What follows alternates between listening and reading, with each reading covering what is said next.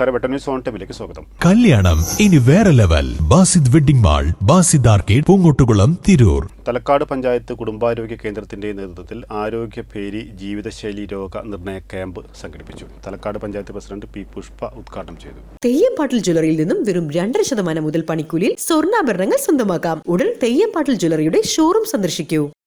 ആരോഗ്യഭേരി കൈപുസ്തകം ഉദ്ഘാടന വേദിയിൽ president P Pushpa പ്രകാശനം ചെയ്തു.